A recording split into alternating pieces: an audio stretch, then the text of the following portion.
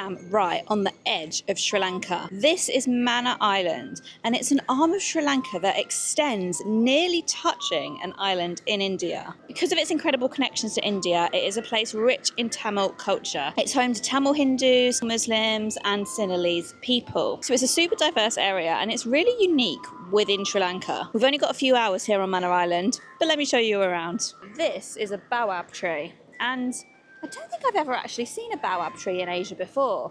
I've seen a lot of similar trees in West Africa, particularly Senegal, which is very famous for them, and in the northwest of Australia.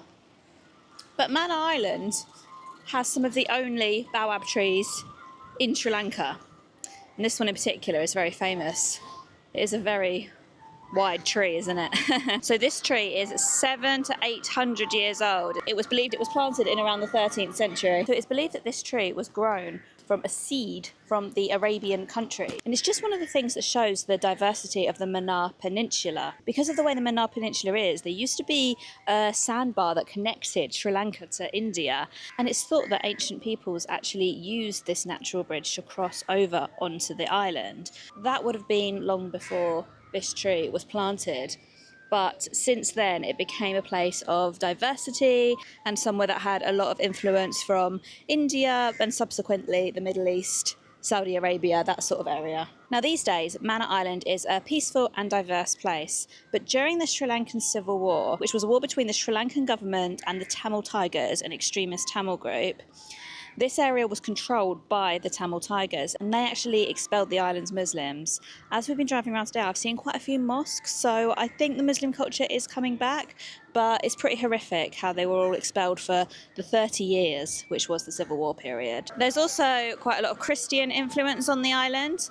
Adam's Bridge, which we will talk about a little bit later on in this video, is said to be named after Adam.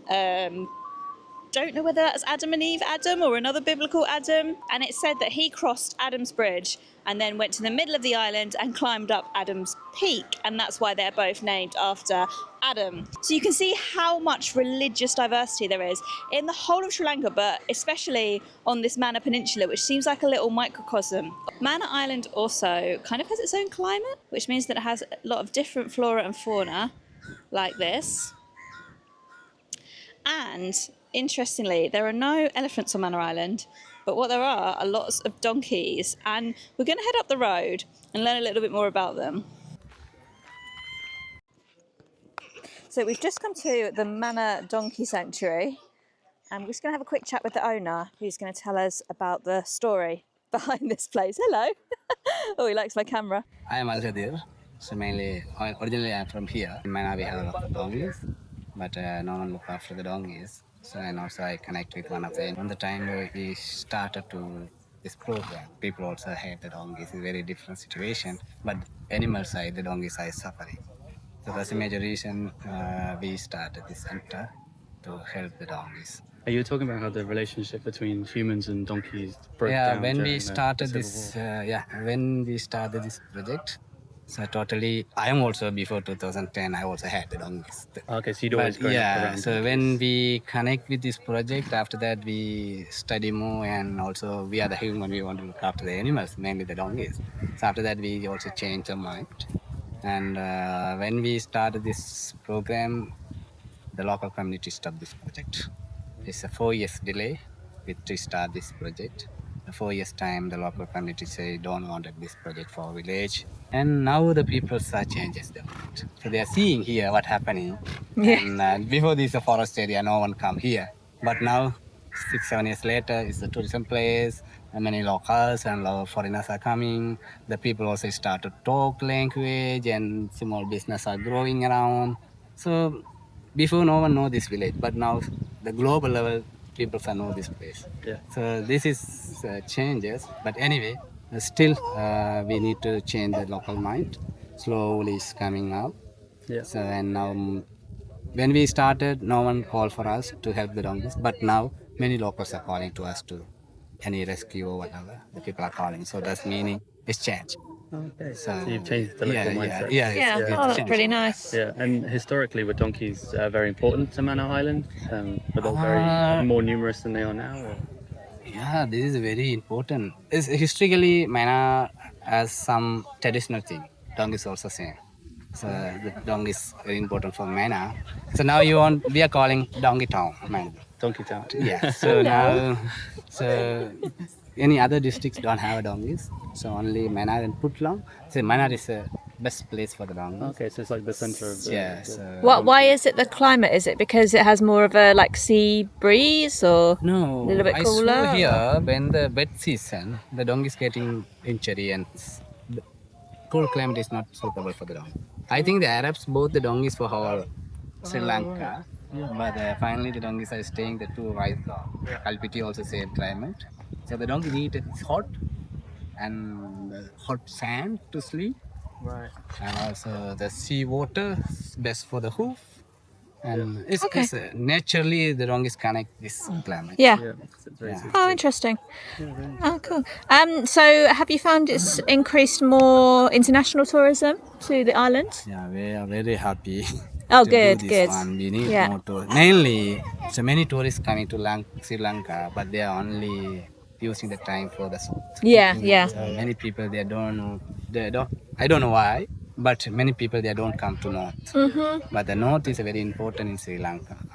So and it's historically many things connected with this Mannar and Jaffna and this area. Mainly Mannar is a very important. Yeah, Sri Lanka yeah. is connected with Rameswaram, Arakan, India. Mm, coming across. We have a India, lot right. of historical things in the past. And Yeah, of course. There's about 20 donkeys here at the moment.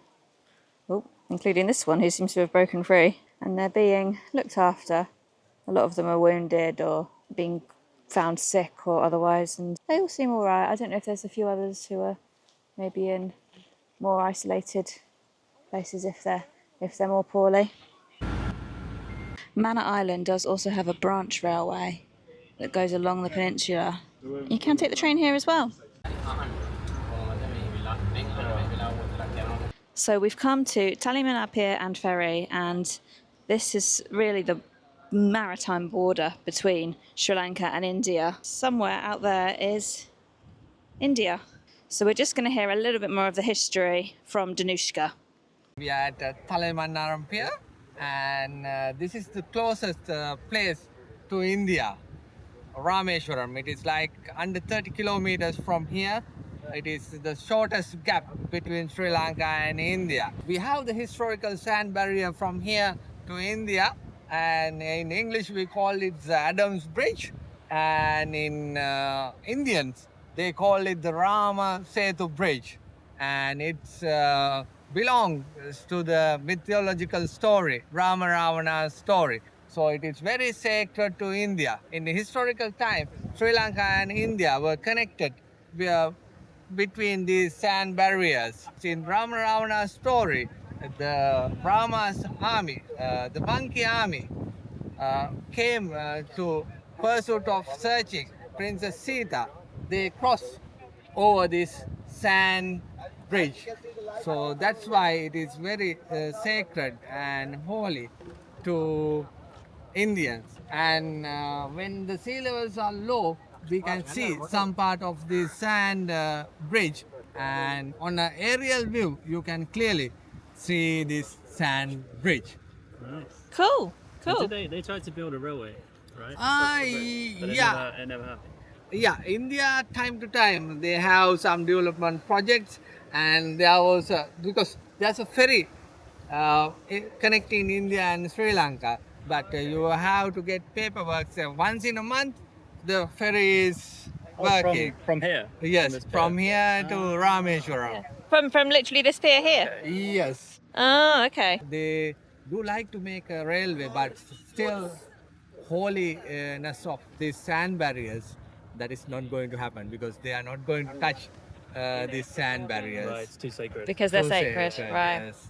Did you say this is how the elephants got to Sri Lanka? Yes, when the ancient time, prehistorical time, India and Sri Lanka was connected with the sand barrier. So that's how we got elephants and leopard from the mainland of India to Sri Lanka. Okay. Cool. And it's called Adam's Bridge because they believe that Christians believe Christians. that Adams was used this path To cross to to India cross as well. India and come to Sri Lanka and go to the Adams Peak. Right. Yeah. That's why it calls Okay. Adams Bridge. So it is a bit militarised here. There's some navy boats here, and the pier is on the end here. We did not have long enough to explore Mannar Island, but I hope I've shown you what a unique and interesting place it is. If you're sticking around, then I recommend checking out my Jaffna video, which is much longer and explores the northern cities past and present. Thank you so much for watching this video, and I hope I'll see you next time.